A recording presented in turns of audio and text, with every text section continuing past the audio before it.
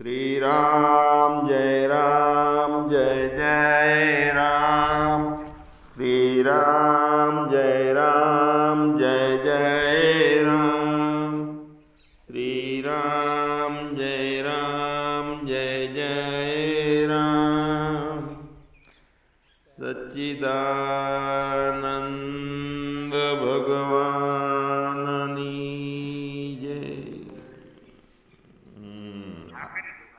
આત્માને કઈ અભિમાન નથી, આત્માને કોઈ કર્મ નથી, આત્મામાં કોઈ અનુકૂળતા પ્રતિકૂળતા નથી ને આત્મામાં કોઈ સાધન કરવાનું આવતું નથી આત્માને અને આપણે સાધન કરવાનું આવે છે, આપણામાં અભિમાને આવે છે, આપણામાં પરિવર્તનની દ્રષ્ટિ ભેદોય આવે છે।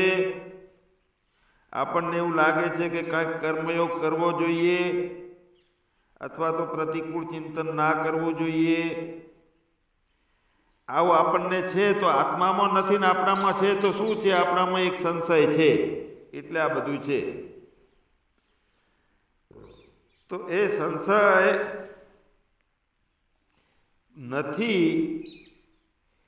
એવો અનુભવ પોતાને થાય છે। જ્ઞાન પરિપક્વ થયું ક્યારે કે આપણે ઊભા રહીને જોઈએ કે કોઠામાં કાયમ માટે શાંતિ ચાલુ થઈ ગઈ, કાયમ માટે નિર્ભયતા ચાલુ થઈ ગઈ। એટલે કે કોઈ પણ અવસ્થા અથવા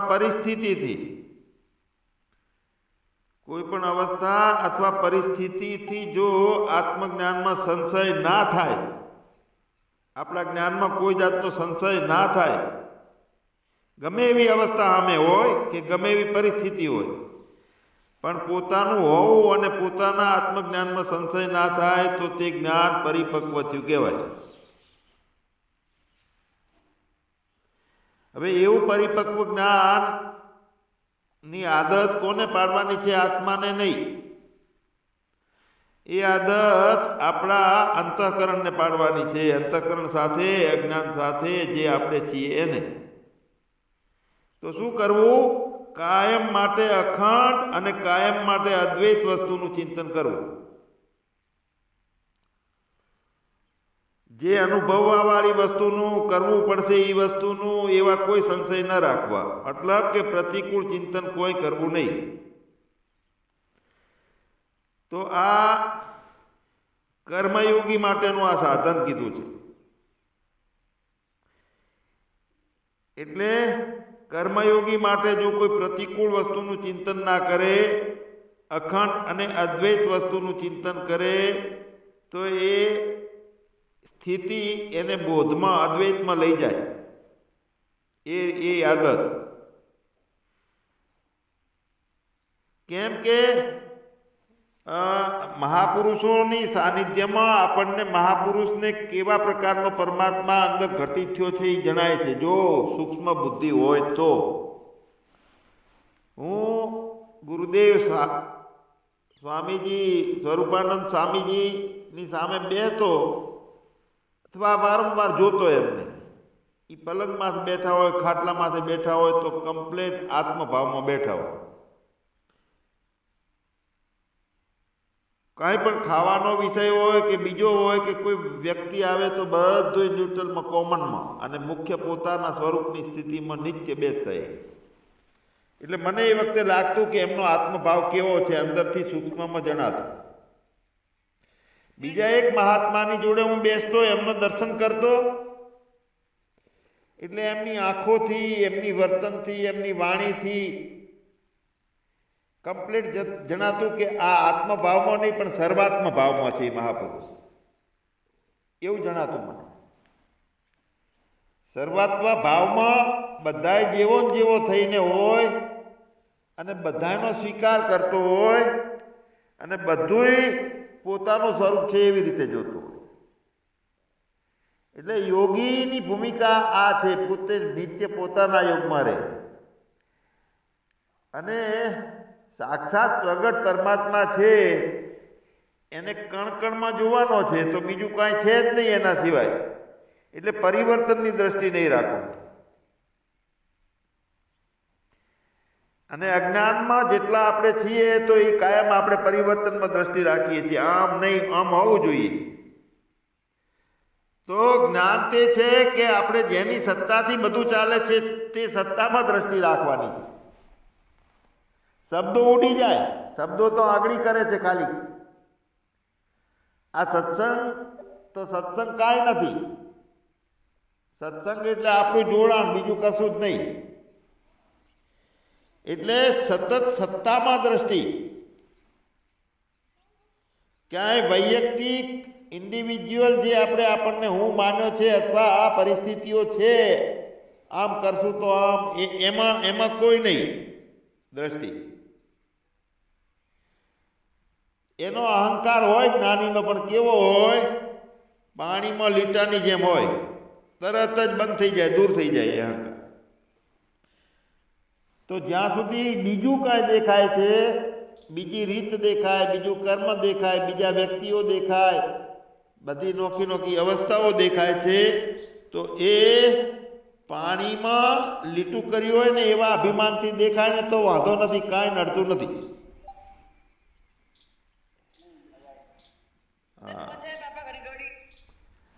તો બહુ પ્રવૃત્તિ વધારવાનું નથી.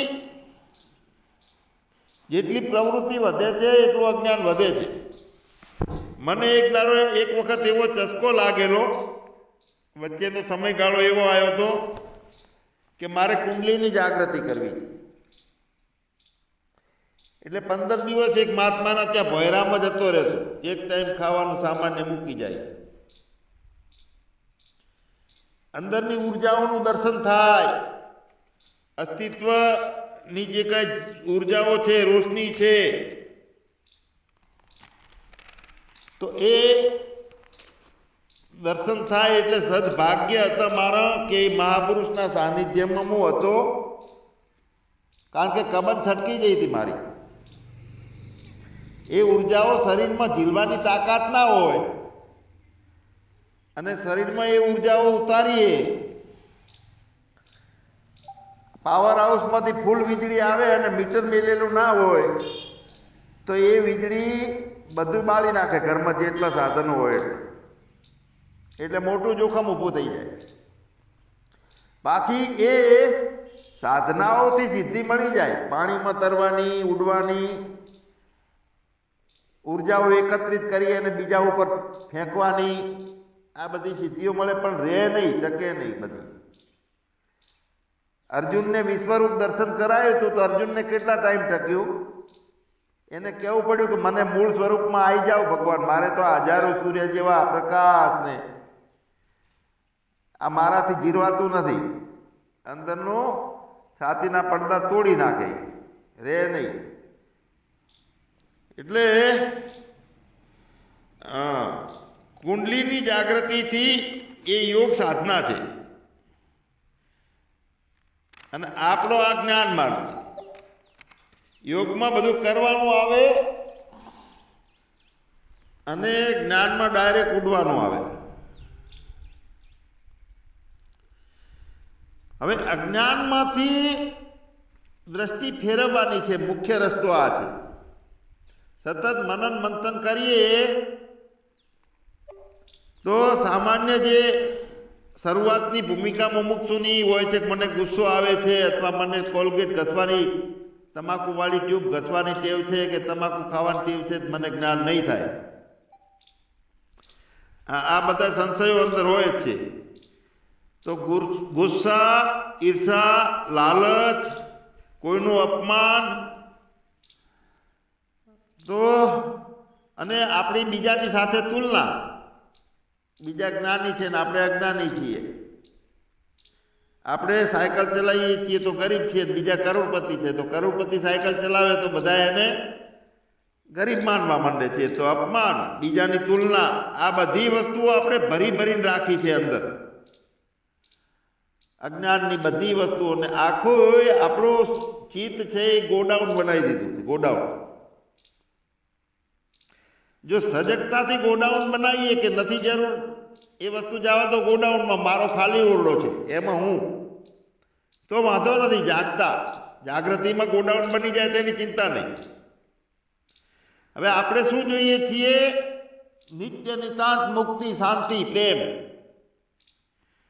શાંતિ જોઈએ છે, પ્રેમ જોઈએ છે, આનંદ જોઈએ છે. તો એ આનંદ, એ શાંતિ, એ પ્રેમ, એ હલકા મનમાં, ખાલી મનમાં આવે. મનની અંદર પહેલથી જ આપણે પોતાની અંદર ભરી ભરીને રાખ્યું છે ઈર્ષા, લાલચ, અપમાન, બીજા કરતા હું સારો છું, નબળો છું, ગુસ્સો છે અને સંશયો છે. જ્ઞાની સંશયો ભરેલા છે. તો આ બધું મૂળ તો કચરા પટ્ટી જ ભરી છે. તો બધું ખાલી થાય ને હલકું ફૂલકું મન થાય તો એની અંદર શાંતિ, પ્રેમ ને આનંદનો પ્રકાશ આપણે અનુભવીએ. પહેલાથી આપણે અંધારું ભરીને રાખ્યું છે, તો આ તો ઈશ્વરની રોશની છે, પવિત્ર તેજ, એનું પ્રભા છે ઈશ્વરની. તો અંધારું ભરી ભરીને રાખ્યું છે તો એ રોશની ના આવે, તો એના માટે એક તો દરવાજો ખોલવો અને જૂનો કચરો બહાર કાઢવો, બે કામ કરવું. જૂનો કચરો તો ખાસ કાઢવો. જો ભરેલો રાખ્યો હશે ને તો ગમે એટલા દરવાજા ખુલ્લા રાખશું પણ આપણો જૂનો કચરો નહીં કાઢીએ તો એ નવી રોશની નહીં પહેરાય અંદર. ઘર ખાલી હોય, દરવાજો ખુલ્લો હોય તો રોશની પોતે સામેથી આવી જાય ઓટોમેટિક. લાવવાની નથી, ઈચ્છાઓ કરી, એ જ મુખ્ય તકલીફ છે. હવે બાગ બગીચાની અંદર ખડ ખૂબ ઉગે છે, ખડ ઓટોમેટિક ઉગે છે, અને આપણે એમાં ફૂલ વાવીએ તો નથી ઉગતા. પહેલાં જમીન ચોખ્ખી થાય એ જરૂરી છે, એમાં સરસ મજાની ખેડ થાય, પોચી જમીન થાય એ જરૂરી છે, પછી બીજને અંદર વાવીએ એ જરૂરી છે, પણ પછી બીજ અંકુરિત થાય, ઓટોમેટિક ઉગે. તો જેટલી જેટલી આપણી માન્યતાઓ છે એ ખડ છે, ખડ આપણામાં વાયેલું. માન્યતાઓ બધી તોડવી પડે. કુંડલી જગાડવી છે તો હું પ્રશ્ન કરતો સોમવારથી બાપુભાઈ, પછી 2-4 દાડા થાય ને કહું કે જાગતી નથી, મારી કઈ ભૂલ થઈ, મને સૂચના કરો, માર્ગદર્શન આપો. તો જ્યારે હું લપતિને પકડ્યું હતું તારે નતો માનતો. પછી એમણે કીધું મને કે શા માટે જગાડવી છે, કહો પેલા હેડો. કુંડલી જગાડીને તમારે કાઢવું છે શું? જો જ્ઞાન જ કરવું છે તો આ ઉર્જાઓને, કુંડલીની જાગૃતિઓને, સિદ્ધિને બધાને એક બાજુ મૂકો, અનુભૂતિઓને એક બાજુ મૂકી દો. કારણ કે આપણે સાંભળેલું, કોઈ શિબિરમાં સાંભળ્યું આસારામ બાપુમાં કે ઓશોમાં કે આવો પ્રકાશ છે ને આવી રોશની છે, સાંભળીને એની સાથે પછી વાસના થઈ ગઈ કે મારે તો કુંડલી જાગૃત કરવી છે. જેટલા જેટલા શબ્દો સાંભળાય અને વિવેક ના હોય તો એ વાસના થઈ જાય છે. એ શબ્દો વિવેક ના હોય તો બુદ્ધ, મહાવીર, જીસસ, વાલ્મીકી, હમણે કોઈ જેસલ જાડેજો કોઈ કુંડલીઓ જગાડી નથી. અને કેટલાય મહાન સંતો થઈ ગયા, એ પરમાત્માને પામી ગયા છે કેટલાય. તો મને કે આ કોઈએ નથી જગાડી, તમારે શું કામ છે કુંડલીનો મેલોન પડતી એક બાજુ વાત? જગાડ્યા વગર બધા પહોંચી ગયા એ. એટલે કુંડલી જગાડવી એ જરૂરી નથી, અને એ રસ્તો ખતરનાક છે. શરીરની ઉર્જાઓને, શક્તિઓને છંછેડ્યા વગર આપણે પહોંચવું તે સારું છે. કેમ કે શક્તિઓ અંદર દાખલ થાય, એમાં લક્ષ કરીએ તો થાય, પણ એનો ઉપર નિયંત્રણ નથી કરી શકાતું આપણાથી. એટલે ખતરનાક બની જાય છે આપણા માટે. અંદર બહુ મોટો વિસ્ફોટ થઈ જાય. અમારે મોટાભાઈને સગ્રમ બાપાને ખબર હશે, કદાચ મગજ ગાંડું થઈ ગયું હતું. બહુ મોટો વિસ્ફોટ થઈ જાય. અંદર પાતાળ લોકમાં ગમન ચાલુ થઈ જાય, આકાશ લોકમાં થઈ જાય. એ તો ચિત્તની અવસ્થામાં ધ્યાનથી એ થાય. પણ ઉર્જાઓનો વિસ્ફોટ થાય ને ત્યાં અંદર પ્રકાશ પ્રકાશ પ્રકાશ બધું ફેલાઈ જાય તો બની શકે છે આ બધું. પણ આપણા અંદર આપણી સમજની બહારની ઘટનાઓ ઘટતી હોય છે અંદર, તો નિયંત્રણ નથી થઈ શકતું, તો આ માણસ પાગલે બની જાય. અને પરમાત્માને પહોંચવા માટે એ હોય તો જ સાચું છે એવું પણ નથી. વિક્ષિપ્તતા આવી જાય આપણામાં. ગુરજી એફે કુંડલી જગાડવા બાબતમાં બહુ વિરોધ કરેલો. એ મસ્ત સંત થઈ ગયા ગુરજી એફ. એ બિલકુલ કુંડલીના વિરોધમાં જ હતા. એમણે કીધું કુંડલીનું તો નામ બદલી નાખ્યું હતું, કુંડા બફર નામ રાખી દીધું કુંડલીને બદલે. કુંડા બફર એટલે ટ્રેનના બે ડબ્બા વચ્ચે જે બુશિંગ હોય ને જોઈન્ટ, તે બફર. એકનો ધક્કો છે એ સહન કરે ને આગળ ઉધી જવા ના દે, એટલે એક ડબ્બો બીજા ડબ્બા ઉપર ચડી ના દે. એક બીજા ઉપર કંટ્રોલ થઈ જાય, કંટ્રોલ ધક્કાનો કંટ્રોલ થઈ જાય. જેમ આ સ્પ્રિંગ છે એને બફર કહેવાય, ગાડીના જમ્પર છે એ બધા બફર છે. મગજ છટકી જાય બફર ના હોય તો. શરીરની ઉર્જા એ ઉર્જાઓ જે એવી છે કે આત્મા આપણા પોતાની અંદર ઝીલી શકાય એવો નથી. શરીરને અને આત્માની વચ્ચે બફરનું કામ કરે છે આ ઉર્જા. જો એ બફર તૂટી જાય ને તો શરીર પાગલ થઈ જાય, નિયંત્રણ બહાર જતું રહે. કેમ કે આપણા શરીરની સીમિતતાની અંદર વ્યાપક આત્મા નથી રહી શકતો. ઉર્જાઓનું નિયંત્રણ હોય એટલે ઉર્જા રૂપે ઈશ્વર નથી જરૂર. આપણે એ ઉર્જા નામનું એક પળ છે આત્મા વચ્ચે અને શરીર વચ્ચે, અને એ પળ આપણે સંશયના આધારે બનાવેલું છે કે જે આપણા માટે બફર થઈ ગયું છે. એટલે સીધો પરમાત્મા રોકાઈ જાય છે શરીરમાં આવતો. હવે જો આપણે માન્યતાઓ તોડી નાખીએ તો ડાયરેક્ટ આત્મા કામ કરતો હોય છે, જેમ છે એમો વિશેષ થઈને નહીં. આપણા શરીરમાં ઝટકા વાગે છે તો આત્મા સુધી કેમ પહોંચતા નથી? તો અંદર પડદો છે, પહોંચતું નથી. અસંગી કવચના કારણે આત્મા સુધી ઇન્દ્રિયો નથી પહોંચતી.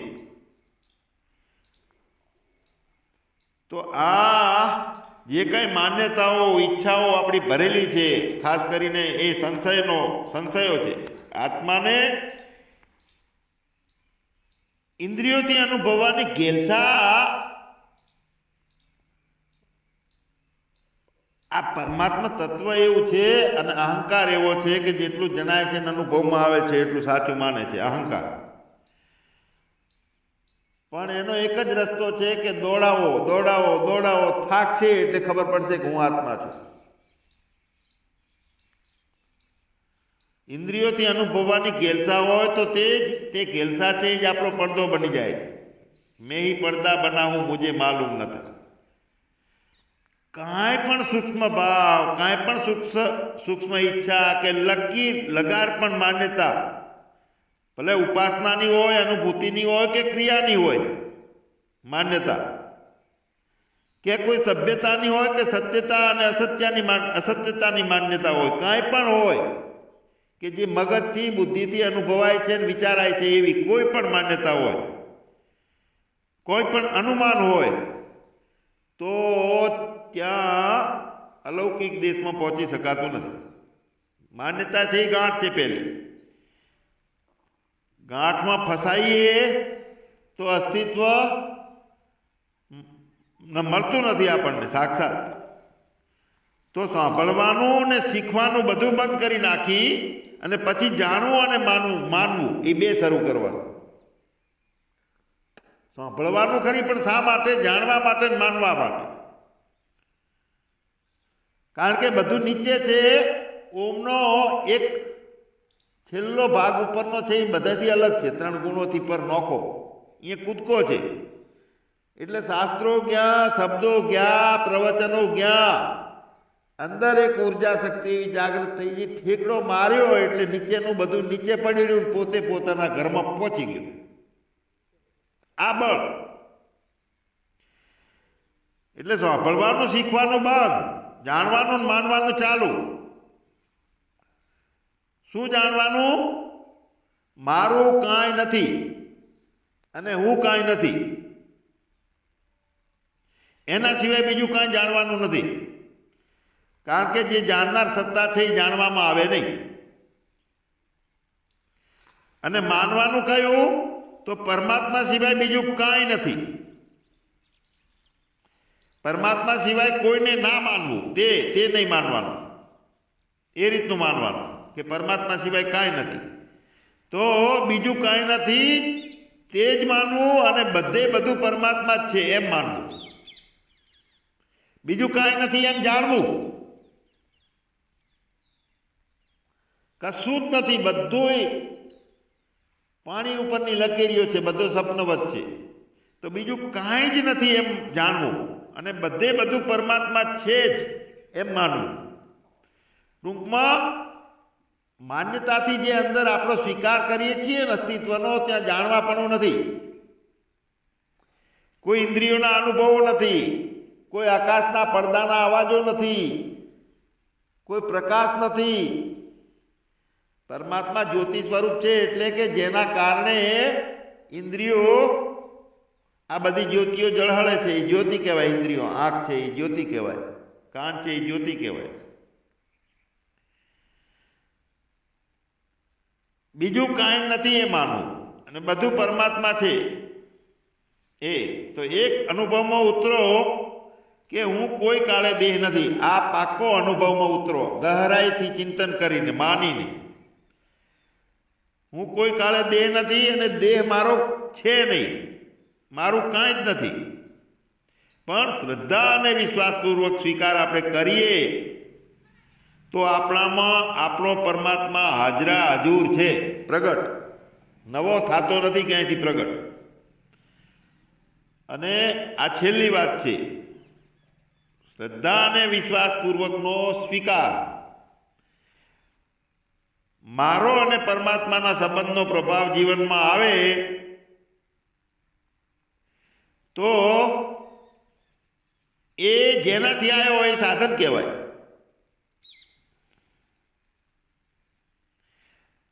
તો સાધનનો અર્થ એવો નથી કે મારા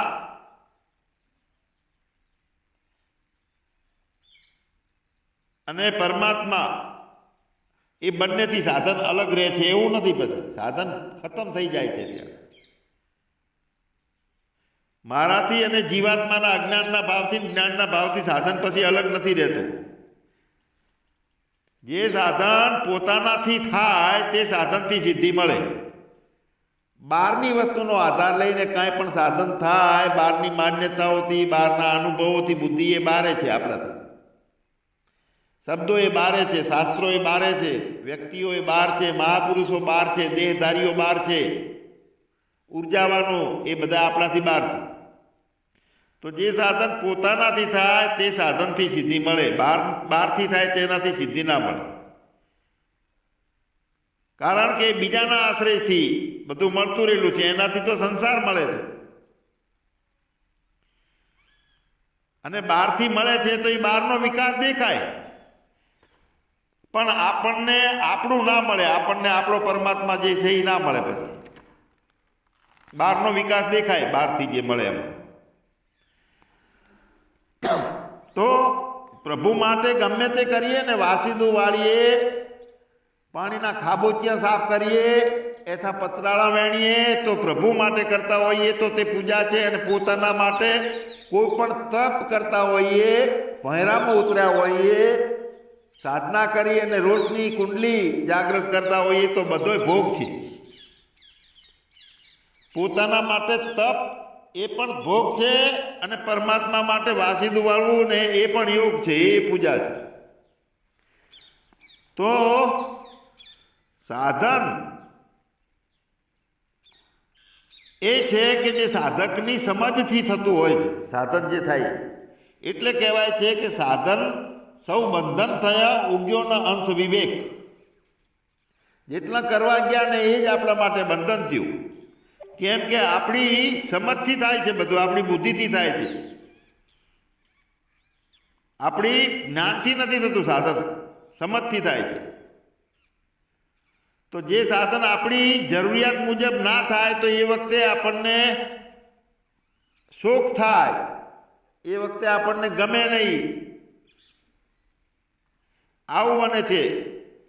તો એ જે જરૂરિયાત છે એ એનું નામ જ ઈચ્છા છે, અને એ જ મોટી વચ્ચે દિવાલ છે, આપણને આપણી સુધી પહોંચવા દેતી નથી. હાલની આપણી બનાવેલી દશામાંથી એ ઈચ્છાઓ જે નીકળી છે, એ જરૂરિયાતો નીકળી છે, એને ઝાંકી મૂકવાની છે, તગડી મૂકવાની. કેમ કે આ તો મનની પેલે પારે જઈને મોજું માણવાની. મનની અંદર જેટલું હોય એ બધું પટકી જાય, મટકી સાથે, હું દેહ છું એના સાથે બધું ભરેલો માલ. આપણી બુદ્ધિ દ્વારા, આપણી સમજ દ્વારા બનાવેલી દશામાંથી બહાર નીકળવાનું છે, મનની પેલે પારે જવાનું છે. તો મનની પેલે પારે કઈ દશા છે એની ઓળખ આપણે કરવી છે. તો માન્યતાઓ આપણી આપણને નડે છે. સચ્ચિદાનંદ ભગવાનની જય, સદગુરુ દેવની જય. તમે જે વ્યક્તિ સાથે વાત કરી રહ્યા છો એમને તમારા કોલને હોલ્ડ પર રાખ્યો છે. કૃપા કરીને લાઈન પર રહો. રેકોર્ડિંગ ચાલુ હતું ને. उसने आपकी